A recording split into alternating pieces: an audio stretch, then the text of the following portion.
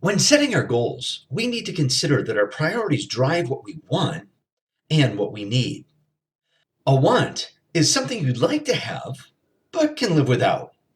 Needs are things that you must have in order to survive. I know that it may seem like some wants are seemingly impossible to live without. But seriously, having nice things may make you feel good, but are not continued physical existence. Needs are usually not options and can mean the difference between surviving and not.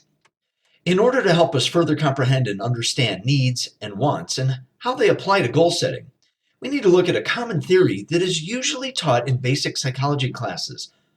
Maslow's hierarchy of needs is best visually represented in the shape of a pyramid that shows the psychological and physiological needs of most human beings. At the base of every pyramid is a foundation that supports every layer built above it until the apex or point at the top is reached. Think of any skill you have developed over time. Without good basics, the foundation to support your skills, the outcome or results of that skill will not last very long. If you've not yet studied this theory or taken that basic psychology course yet, that's okay. This is not a difficult subject to understand, and it will all make sense in the next few minutes. Maslow's hierarchy of needs is also about human motivation. In Maslow's hierarchy of needs, the foundation of the pyramid represents the basic physiological or biological needs that humans cannot live without for extended periods of time or in shorter extreme conditions. If you don't have the basic physical needs that include air, food, water, rest, comfort, and even clothing, excluding bling, you can't survive, let alone be healthy and active for very long in normal circumstances. How long can you survive without air? You might be able to hold your breath for 30 seconds to maybe a minute or even longer. But what eventually happens? How long can you go without food in normal circumstances and still be able to go about your daily activities?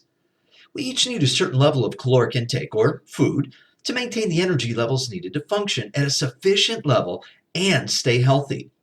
You might eat once or twice a day or every few hours based on your activity, your body type, and the availability of food. In cases where food is not readily available, humans can go without food for a few days, but the ability to be able to function normally and be active will be greatly reduced. How long can you survive without water? Our bodies are composed of about 2/3 or 60% water that must be maintained at that level before bad things start to happen to us. We constantly lose water through breathing, sweat, and excretion. We need to maintain a certain level of body fluids or suffer the consequences of becoming dehydrated and eventually ending up needing medical assistance or, in the worst case scenario, something else. When it comes to sleep, everybody has their own needs based on their own physical and mental demands. Sleep researchers have found that the average teenager needs between 8 to 10 hours of sleep to function normally. What's the longest you've ever stayed awake? 24, 36, 48 hours or longer? What are the consequences of staying awake for extended periods of time? Sleep is a mandatory part of our lives in order to be healthy and efficient in our daily activities. Comfort is based on our need to be protected from extreme temperatures of too cold or too hot. Our bodies are naturally pre-programmed to maintain a relatively constant internal temperature in a process called homeostasis. Our muscles automatically begin to shiver when we get too cold to create heat, and we sweat to cool the skin through evaporation when we get too hot. When you know it's going to be below freezing outside and you have the appropriate clothes available, you can venture forth and survive longer than dressing inappropriately that may prove you're able to survive for at least a little bit. But what happens when you're exposed to extreme temperatures for too long? Once our basic physiological needs are met, we begin to care about our safety. The need for safety is our physical protection from the elements, security of our possessions, and the need to somewhat control what happens to us. During a violent storm, would you feel safer in a structure that has a solid roof with sturdy walls or under a flimsy piece of cardboard and a warm blanket exposed to the wind, rain, and snow? When you go about your daily activities and leave your possessions behind, do you feel that your stuff is secure behind windows and doors that can be securely locked or left out in the open for the taking?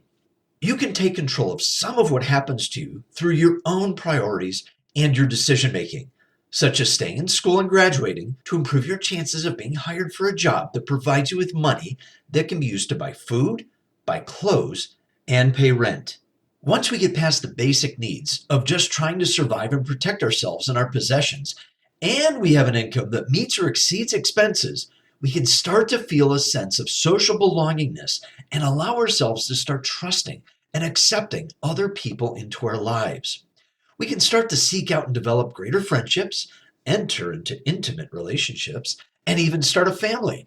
We can start giving instead of taking. We can begin to engage in activities and affiliations with other people in clubs, organizations, team sports, and follow our pursuits that we are interested in because we can and want to.